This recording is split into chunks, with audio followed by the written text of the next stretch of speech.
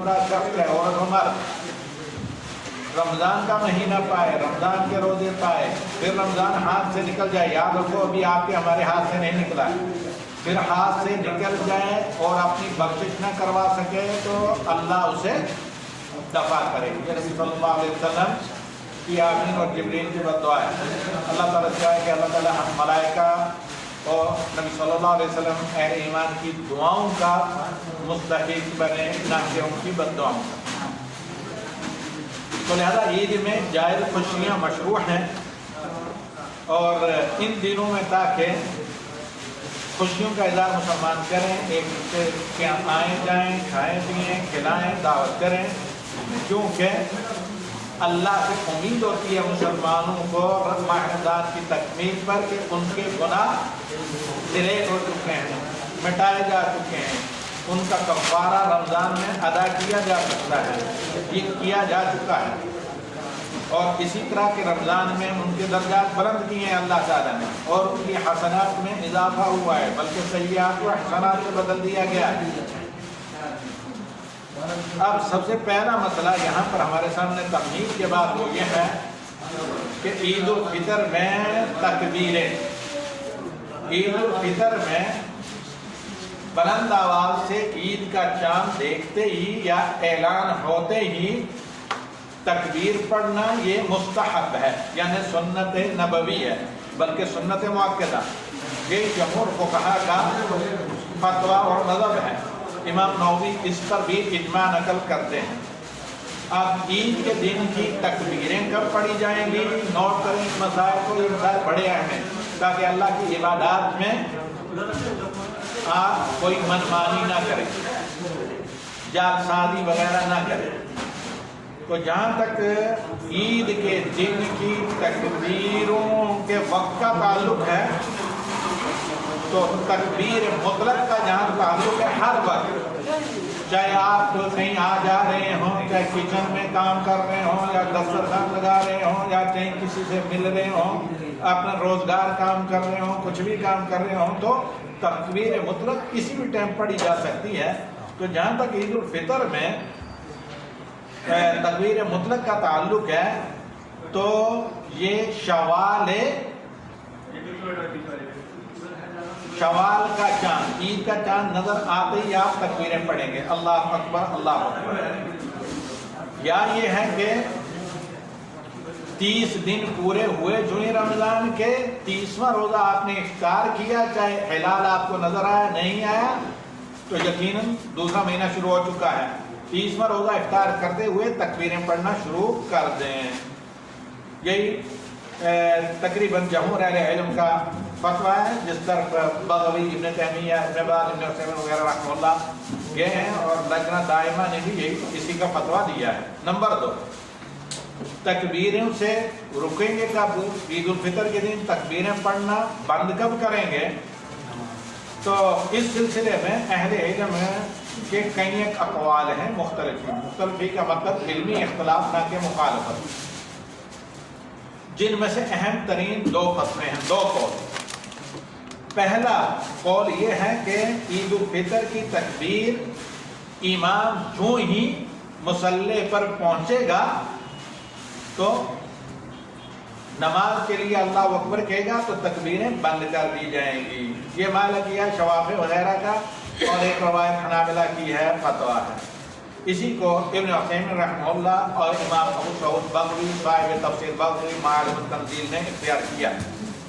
دوسرا قول یہ ہے کہ عید الفطر کی تکبیریں امام کے خطبہ مکمل ہونے پر ختم ہو جائیں گی، کیونکہ امام خطبے میں تکبیر پڑھتا ہے. یہی صحیح ہے اور یہی راجہ معلوم ہوتا ہے جس طرح شیخ الاسلام امام ابن تیمیہ اور امام ابن باز رحمہ اللہ وغیرہ بھی گئے ہیں.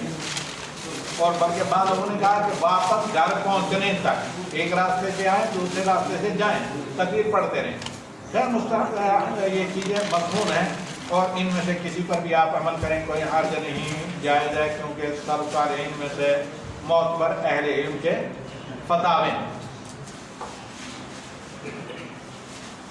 عید الفطر میں تکبیر مقید والا مسئلہ، آپ کو معلوم ہونا چاہیے کہ عید کی رات मगरिब या इशा के बाद और इसी तरह ईद के दिन ईद की नमाज के बाद ईद उल फितर में तकबीर मुक़य्यद मशरू नहीं, ये सिर्फ ईद उल अज़हा में नमाज़ों के बाद तकबीर। ईद उल फितर में राजे सिलसिले में यह है कि नमाजों के बाद ये ईद की तकबीरें नहीं हैं। ये हनाबिला का फतवा है और इसी तरीके से जमूर शाफिया वगैरह का सही कौल, और इसी को नौवी और इब्न तैमिया इब्न उसैमीन रहमतुल्लाह ने इख्तियार किया। रहा मसला तकबीर के सीगे का मतलब हैत लफ्ज़, किन अल्फाज में आप ईद का चांद देखकर या 30वां रोज़ा इफ्तार करके तकबीरें पढ़ेंगे।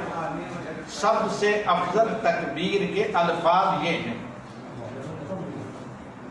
अल्लाह अकबर, अल्लाह अकबर, ला इलाहा इल्लल्लाह, वल्लाहु अकबर, अल्लाह अकबर वलिल्लाहिल हम्द। ये सबसे एक बोलिया के सबसे अफजल कलिमात तकबीर के ये हैं जो बुलंद आवाज से पढ़नी चाहिए बाजार में जाने, ताकि लोग ईद का चांद देखते ही या 30वां रोजा खोलते ही ताकि लोग सब तकबीर पढ़ें। और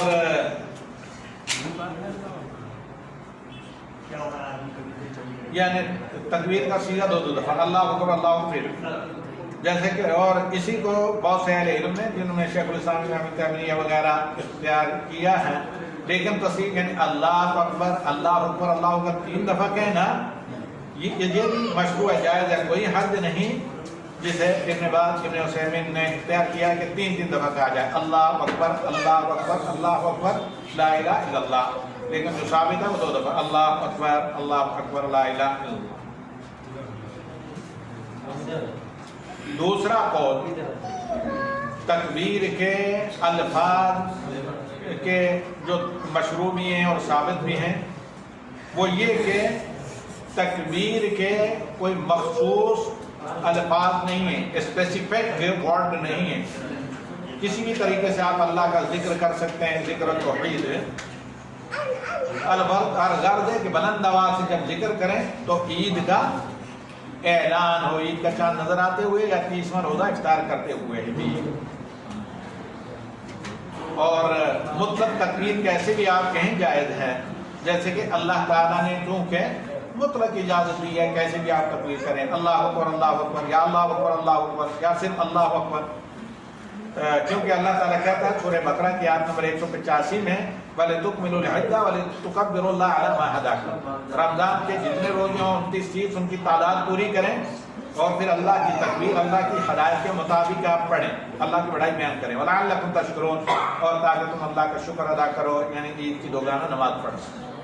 ये इमाम मालिक रहमतुल्लाह का है, कोई मखसूस अल्फाज नहीं, जैसे भी आपसे आसानी से हो सकता है उस तरीके से तकबीरें पढ़ें। जिसको ये तकबीरें याद हो पढ़ें, जिसको नहीं याद हो ज़रा परेशान ना हो कि वो मैंने पता नहीं किस तरह पढ़ ली कैसे। अलमुहिम आप कहें ईद का चांद देखते अल्लाह अकबर अल्लाह।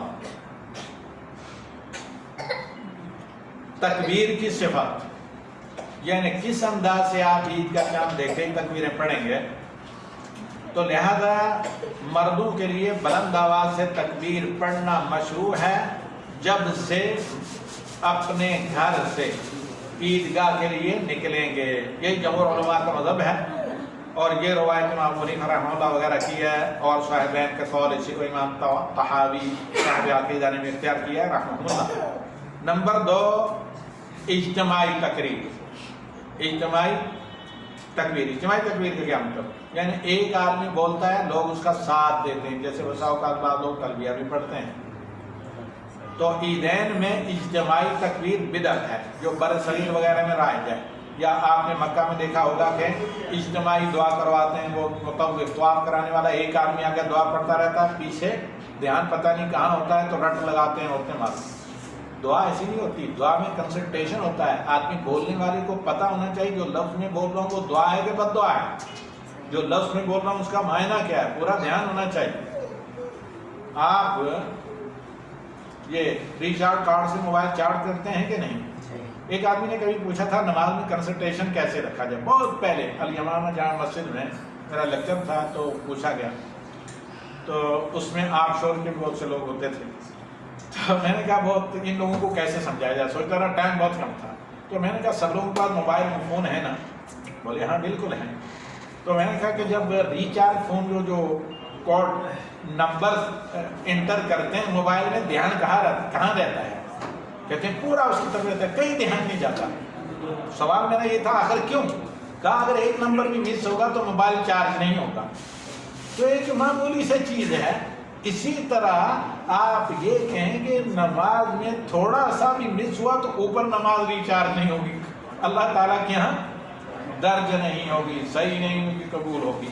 تو جس طرح آپ اپنے موبائل کو ریچارج کرنے کے لیے ایک ایک نقطے کو ایک ایک نمبر کو دیکھ کر فیڈ کرتے ہیں, اسی طرح نماز میں شروع سے لے کر آخر تک ایک ایک لفظ کو, دعا جب بھی آپ کو کرنی ہو, تکبیر پڑھنی ہو, ایک ایک لفظ کو سمجھ کر فل کنسنٹریشن کے ساتھ پڑھیں.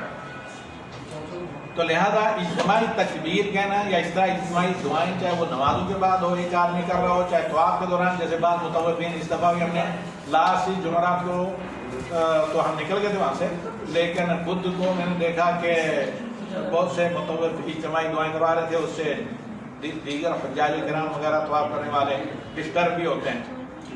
تو الغرض یہ معلوم ہونا چاہیے کہ اجتماعی تکبیر اس طرح ایک آواز میں پڑھنا, لوگوں کا ایک آدمی پڑھے اس کے پیچھے ایک آدمی کا تلقین کرانا, دوسرے لوگوں کا پڑھنا, یہ بدعت ہے. اور اس پر امام مالک نے باقاعدہ مدلل طور پر ذکر فتویٰ دیا, اور امام شافعی رحمہ اللہ نے لجنہ دائمہ کا یہ فتویٰ ہے, یہی امام ابن باز, البانی رحمہ اللہ, ابن عثیمین رحمہ اللہ وغیرہ کے فتاوے ہیں. نماز عید اور عیدین کی فضیلت, جہاں تک تعلق ہے عیدین کی فضیلت کا, تو نماز عید کی کافی فضیلت ہے. اس سلسلے میں سب سے بڑی فضیلت یہ ہے کہ نبی صلی اللہ علیہ وسلم نے اللہ کے اس فرمان کے نازل ہونے کے بعد, جو سن 2 ہجری میں نازل ہوا شعبان میں, اور دوسرا یا ایھا الذین آمنوا تھا, یا ایھا الذین آمنوا کتب علیکم الصیام, اس کے بعد نبی صلی اللہ علیہ وسلم دنیا سے رخصت ہو گئے. کوئی عید کی نماز آپ صلی اللہ علیہ وسلم نے مس نہیں کی, سب عیدیں خود نبی صلی اللہ علیہ وسلم نے پڑھائی. سب سے بڑی فضیلت یہ ہے وَإِن تُطِيعُوهُ تَهْتَدُوا, اللہ کا وعدہ ہے, اللہ کا حکم ہے. اگر نبی کے طریقے پر چلو گے تو سیدھا نان اسٹاپ راہ, جسے صراط مستقیم کہتے ہیں, سیدھی راہ آپ کو جنت میں لے کر جائیں گے. تو اسی فضیلت سب سے بڑی ہے کہ اللہ کے نبی صلی اللہ علیہ وسلم نے پابندی کے ساتھ پڑھی, اور آپ صلی اللہ علیہ وسلم نے پردہ نشین عورتوں, حتیٰ کہ معذور حیض والی عورتوں کو بھی حکم دیا کہ وہ عیدگاہ میں جائیں, دعا میں شریک ہوں. اسی حدیث کے تحت واجب قرار دیا عیدگاہ میں جانا ان تمام لوگوں کو بعد اہل علم نے.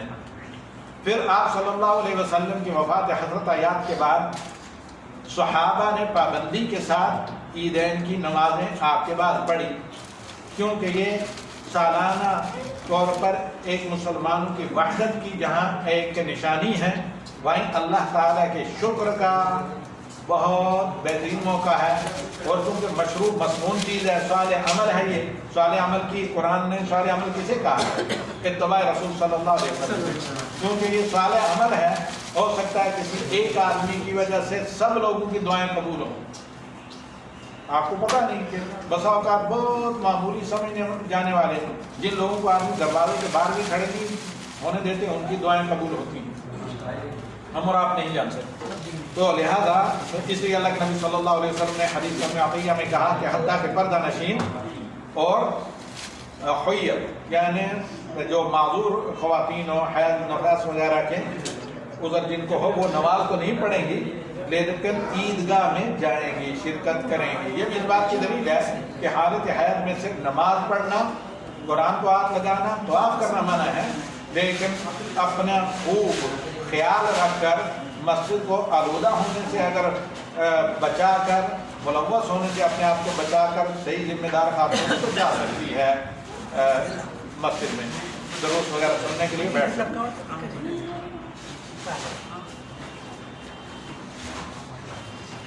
اور آخر نماز عید کی مشروعیت میں حکمتیں کیا ہیں اللہ تعالیٰ کی؟ تو نماز عید کی مشروعیت کی جو حکمتیں ہیں کہ عیدین میں یہ جو اجتماع ہوتا ہے انٹرٹینمنٹ اللہ کا ذکر، کیونکہ اسلام میں کوئی بھی ایسا اجتماع جس میں اللہ کا ذکر نہ ہو وہ قیامت کے دن باعث حسرت اور ندامت ہوگا۔ تو لہذا جتنے بھی نبی صلی اللہ علیہ وسلم نے آپ کے لیے خوشی کے دن انٹرٹینمنٹ کے مقرر کیے ہیں، سب کا آغاز اور سب کی انتہا اللہ کے ذکر سے ہوتی ہے۔ تو عیدین میں اللہ تعالیٰ کا ذکر ہوتا ہے، دین کے شاعر کا احیاء ہوتا ہے۔ اسی طرح ایک اور مقصد بھی ہے، وہ یہ کہ ہر امت کا کوئی نہ کوئی کیا ہوتا ہے موسم، کوئی نہ کوئی پروگرام ہوتی ہے جس میں وہ خوشی کرتے ہیں مل کر، تو تاکہ ان کی شوقت، ان کی وحدت، ان کی حیبت، ان کا وقار، ان کی روح ظاہر ہو۔ تو اللہ رب العالمین نے اہل اسلام کے لیے اپنے نبی کے ذریعے عید کو مشروع کروایا، جب پورے شہر کے لوگ جمع ہو کر ان کی وحدت، اخوت، ان کی حیبت اللہ کے دشمنوں اور شیطان پر بڑھے۔ اسی لیے سب کے لیے، اسی لیے تمام مسلمانوں کا گھروں سے عید کے دن عیدگاہ میں جانا مشروع قرار پایا، حتیٰ کہ چھوٹے بچے، عورتیں، پردہ نشین خواتین، بوڑھی عورتیں، حیض والی، اور ساتھ ہی ساتھ یہ کہا کہ جس راستے سے جائیں راستہ بدل کر آئیں، تاکہ اللہ کے شکرانے کے ساتھ ساتھ وحدت، اخوت، برادرہوڈ، حیبت، روح، یہ ساری چیزیں ظاہر ہو، شیطان پر بھی اور جو شیطان کے پہلے ان پر بھی۔ نماز عیدین کا حکم کا مطلب شرعی حیثیت ہے، یا سنت مؤکدہ ہے یا فرض ہے۔ جہاں تک نماز عید کے حکم کا تعلق ہے تو یہ وجوب عین ہے، یعنی فرض عین ہے۔ صحیح ہے کہ فرض عین ہے۔ اس کی سب سے بڑی دلیل یہ ہے کہ جب جمعہ کے دن نماز عید ہوئی تو اللہ کے نبی صلی اللہ علیہ وسلم نے کہا کہ آپ جمعہ آپشنل ہے، اختیاری ہے، جو چاہے جمعہ پڑھے، جو نہ چاہے نماز ظہر پڑھ لے، اور جمعہ فرض عین ہے۔ تو فرض عین ان کی بدل سکتا ہے۔ تو نماز راجع سلسلے میں یہ ہے کہ عید کی نماز فرض عین ہے۔ یہی احناف اور امام شافعی رحمہ اللہ، امام احمد بن حنبل، ابن حبیب مالکیہ وغیرہ کا قول ہے۔ اسی کو ابن تیمیہ، ابن باز، ابن عثیمین رحمہ اللہ نے اختیار کیا ہے کہ نماز عیدین کیا ہے؟ فرض ہے، جمعہ کی طرح صرف سنت نہیں۔ نماز عیدین کا وقت،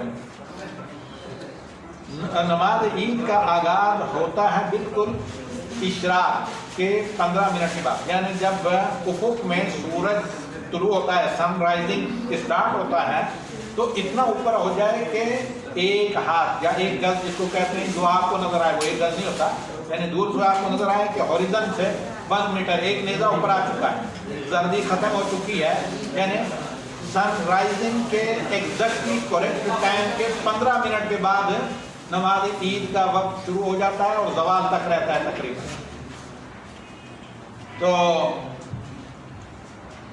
سورج ہوریزن افق میں اتنا اوپر ہو جائے جتنا ایک نیزہ ہوتا ہے، یعنی آفتاب طلوع ہونے کے بعد تقریباً 15 منٹ بعد، ربع ساعت۔ یہ جمہور فقہاء کا مذہب ہے، احناف، مالکیہ، حنابلہ وغیرہ میں سے۔ اسی کو امام بغوی نے اختیار کیا ہے۔ اس کے بعد نماز عیدین کا آخری وقت کون سا ہے؟ تو آپ کو معلوم ہونا چاہیے کہ عید کی نماز زوال شمس کے ساتھ اس کا وقت ختم ہو جاتا ہے، یعنی آپ کے سر کے اوپر آفتاب ہے، تھوڑا سا وہ سر کے اوپر سے مشرق کی طرف سے آ کر آپ کے سر کے اوپر کھڑا ہے آفتاب، یعنی کھڑا نظر آتا ہے، تو آفتاب کا مطلب سن، سورج، وہ جو ہی مغرب کی طرف گیا، ظہر کی نماز کا ٹائم شروع ہوا تو عید کی نماز کا وقت ختم ہو گیا۔ اور یہ باتفاق مذاہب اربعہ، حنفیہ، مالکیہ، شافعیہ، حنابلہ وغیرہ سب، یعنی تقریباً جمہور اہل علم کا یہی ہے۔ نماز عید کو وقت سے لیٹ کرنا، یا یہ نہیں وقت سے لیٹ کرنا تو جائز نہیں، لیکن نماز عید کو ذرا لیٹ کر کے پڑھنا، نماز عید کو ذرا مؤخر کر کے لیٹ کر کے پڑھنا مستحب ہے، مسنون ہے، با اتفاق مذاہب اربعہ اور با اتفاق علماء اسلام۔ اور یہی اس پر بلکہ امام ابن قدامہ مقدسی صاحب المغنی نے اجماع ذکر کیا ہے، تاکہ سب کے سب لوگ، بیچاری عورتیں ہوتی ہیں، کمزور ہوتی ہیں، حاملہ ہیں، حائضہ ہیں، بوڑھیاں ہیں، اور نفاس والی ہو سکتی ہیں، چھوٹے بچوں کو ظاہر ورک کپڑے پہنا کر لاتی ہیں، کیونکہ سب کا نکلنا مشروع ہے تاکہ آسانی سے فیملیاں عیدگاہ میں پہنچ جائیں۔ اب عیدین کی نماز کہاں ہونی چاہیے؟ نماز عیدین صحرا میں، عیدگاہ میں ہونی چاہیے، بلا کسی عذر کے مساجد میں نہیں ہونی چاہیے۔ تو نماز عیدین عیدگاہ میں پڑھنا، صحرا میں پڑھنا مشروع ہے، مکہ اور مدینہ کو چھوڑ کر، کیونکہ مکہ اور مدینہ میں سب سے افضل مقام اس زمانے کی عیدگاہ حرمین میں داخل ہیں، اور حرمین سب سے بڑی جگہ ہے جس میں بڑا اجتماع ہو سکتا ہے۔ یہ جمہور فقہاء کا مسلک ہے۔ ابن منذر، ابن حزم وغیرہ شوکانی نے بھی اسی کو اختیار کیا ہے۔ نمبر دو مسجد حرام میں عیدین کی نماز پڑھنا۔ تو مکہ میں افضل یہ ہے کہ مسجد حرم میں عید کی نماز پڑھی جائے گی، جمہور فقہاء کا مذہب ہے، مالکیہ، شافعیہ، حنابلہ وغیرہ کا، اور سب کے ایک جماعت اس طرف گئی ہے، اور بعض لوگوں نے کہا کہ نہیں، مکہ میں بھی صحرا میں پڑھی جائے۔ عیدین کی نماز میں اذان و اقامت نہیں ہے۔ عیدین کی نماز کے لیے نہ اذان مشروع ہے نہ اقامت مشروع ہے۔ اس پر بھی ابن رشد و ابن قدامہ اور خطیب عراقی نے اور یہ کیا کیا ہے، اجماع نقل کیا ہے۔ نماز عید سے پہلے یا بعد میں نفل ہے۔ واضح ہے کہ نماز عید سے نہ پہلے نہ بعد میں نفل ہے۔ اگر کوئی نفل ہو یا سنت نماز عید سے پہلے اور بعد میں پڑھے گا تو یہ بدعت ہے، الا یہ کہ اگر مسجد میں نماز عید ہوتی ہے تو تحیۃ المسجد پڑھ سکتے ہیں اگر عید کی نماز سے پہلے بیٹھنا ہے۔ اگر عید جمعہ کے دن آن پڑے تو ایسی صورت میں جب عید جمعہ کے دن آئے تو جس نے عید کی نماز پڑھی تو اس کے لیے جائز ہے کہ وہ جمعہ کی جماعت کے لیے نہ جائے بلکہ کیا پڑھے، ظہر کی نماز پڑھے۔ اس مسئلے کو ہم کل انشاءاللہ ڈسکس کریں گے۔ آج اس پر اکتفا کرتے ہیں، ٹائم کافی ہو چکا ہے، اگرچہ 16-17 منٹ باقی ہیں، لیکن میں چاہتا ہوں کہ کافی لوگ ہیں یہاں زوم میں بھی اور فیس بک پر، اگر کسی کو کوئی کوشچن یا سوال کرنا، جی اتنا ہی کافی ہے یا